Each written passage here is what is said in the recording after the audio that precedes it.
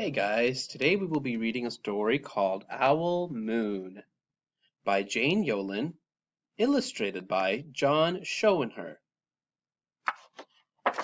Owl Moon. Here's a dedication page for my husband David, who took all of our children owling, to my granddaughter Nisa, for when she is old enough to go owling.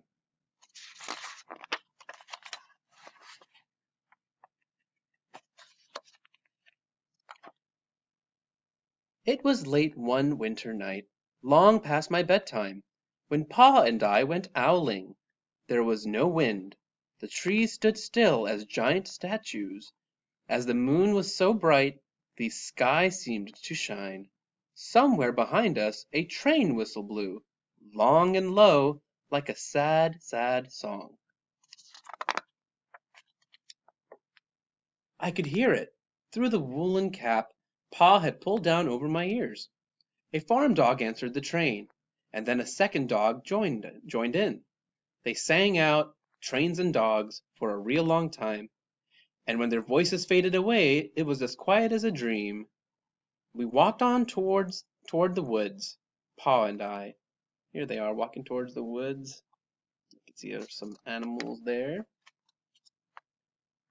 Our feet crunched over the crisp snow, and little gray footprints followed us. Pa made a long shadow, but mine was short and round. I had to run after him every now and then to keep up, and my short, round shadow bumped after me. Here's Pa's long shadow, and here's their little shadow. But I never called out.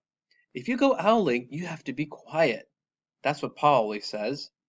I had been waiting to go owling with Pa for a long, long time. We reached the line of pine trees, black and pointy against the sky, and Pa held up his hand. I stopped right where I was and waited. He looked up, as if searching the stars, as if reading a map up there. The moon made his face into a silver mask. Then he called, "Hoo, hoo, hoo, hoo, hoo, hoo," the sound of a great horned owl. "Hoo, hoo, hoo, hoo, hoo, hoo, hoo, hoo." Wow. Again he called out, and then again. After each call he was silent, and for a moment we both listened, but there was no answer. Pa shrugged, and I shrugged. I was not disappointed. My brothers all said sometimes there's an owl and sometimes there isn't.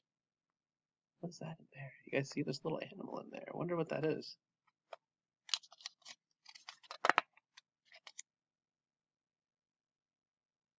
We walked on. I could feel the cold, as if someone's icy hand was palm down on my back, and my nose and the tops of my cheeks felt cold and hot at the same time. But I never said a word. If you go owling, you have to be quiet and make your own heat. We went into the woods. The shadows were the blackest things I had ever seen. They stained the white snow. My mouth felt furry, for the scarf over it was wet and warm. I didn't ask what kind of things hide behind black trees in the middle of the night. When you go owling, you have to be brave. There they are, being brave, going into the dark forest.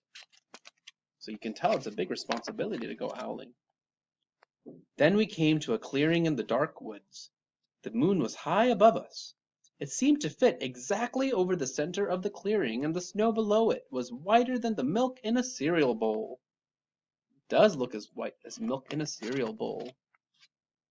And a clearing we can see is where all of a sudden there's not a bunch of trees in the dark forest. You can see they're both howling over here.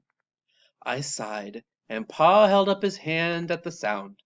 I put my mittens over the scarf, over my mouth, and listened hard.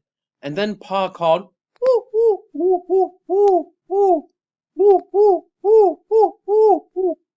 I listened and looked so hard my ears hurt and my eyes got cloudy with the cold.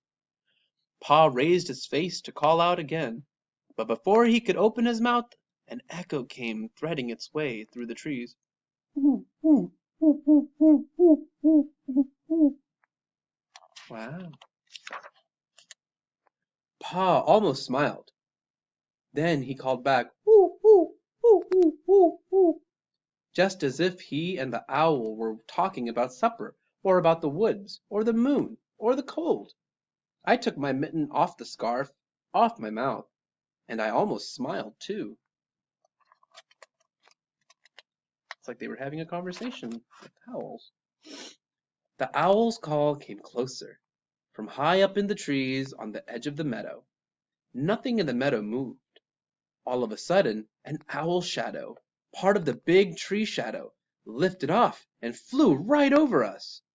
We watched silently with heat in our mouths, the heat of all those words we had not spoken. The shadow hooted again. Something's definitely coming. Pa turned on his big flashlight and caught the owl just as it was landing on a branch. Wow, look at that. You can see, because he shined his light, you're able to see the owl flying right above them, landing on a branch. They must be so excited. They must be really excited. Look at that beautiful owl, guys. The illustrations are done so well. For 1 minute, 3 minutes, maybe even 100 minutes, we stared at one another. It's amazing how beautiful the eyes of owls are. You really do feel like you can stare at them forever. Then the owl pumped its great wings and lifted off the branch like a shadow without sound. It flew back into the forest. "Time to go home," Pa said to me. I knew then I could talk. I could even laugh out loud. But I was a shadow as we walked home. Wow.